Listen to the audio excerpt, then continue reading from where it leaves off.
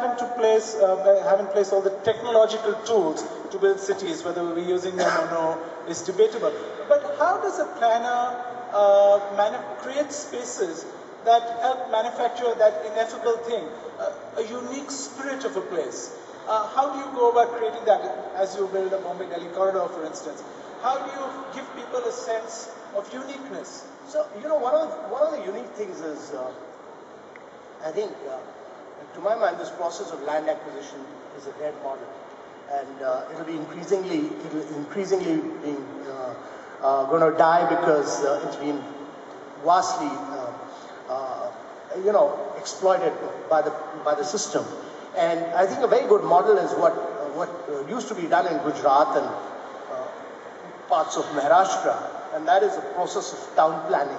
And the town planning process is a process of public participation in the process of this. And actually, Gujarat implements that very effectively. They provide about 40% of the land for trunk infrastructure, but 60% of the land is actually held by the landowners. And actually, when you do the trunk infrastructure, their values really shoot up. So it's very important to involve the people in this. And we're doing a city called Dholera in Gujarat, and where every single landowner has been a part of this. It's been a very cumbersome process involving almost about 50,000 landowners.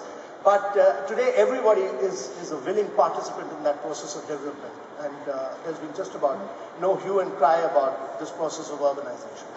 But as I said, it's very important that urbanization is not about just technological innovation, or not what the urban planner does. It's not about what the urban designer does. It's not about just the technological creativity or the architectural creativity of that, but it's the artistic and cultural creativity which is very important. And therefore, right from the beginning, it's very important that we, in the process of urbanization, we make the people of that area very active participants in the process of the master planning, the urbanization. And as we move forward, the whole organic development of the city has to be based on the people playing a very critical role. Essentially, cities are made by people tomorrow. I was in Lisbon over the summer, as was Ratnesh Mathur, and as I was going through the streets, somebody told me about how you could construct an anthropology of Lisbon by looking at its clotheslines. So Lisbon, like many cities in Europe, is experiencing a declining population. With the economic recession, people are migrating for work, and it's also experiencing a declining birth rate. And you saw this when you looked at the clotheslines. Many of the clotheslines had only clothes of a single person there. Often it was an old woman, and true to stereotype, she wore only black dresses. If there were young couples, and you knew there were young couples because they had lacy underwear, they often had, very few of them had baby clothes on them.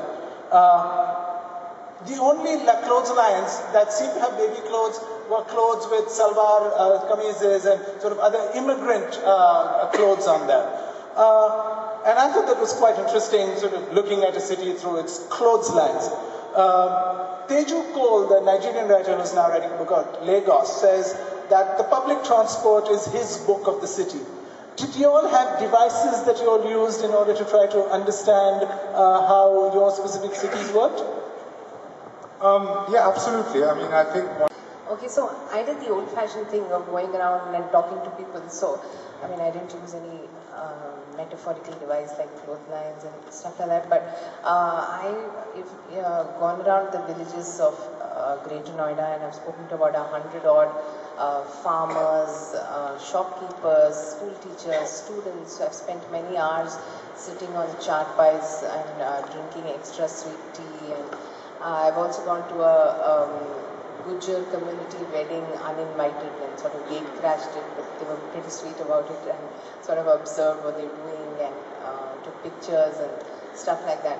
But I met some, in that process, one thing leads to another kind of thing, and you go and you want to talk about how their land was acquired, but then you end up seeing something else. For example, in the little village of Bisrak at the between Noida and Greater Noida, it's apparently the town where Ravana was born. So they have a fascinating myth where they don't celebrate Dashera, for instance, because they don't want to cut off his head because they think Ravana is the son of the village.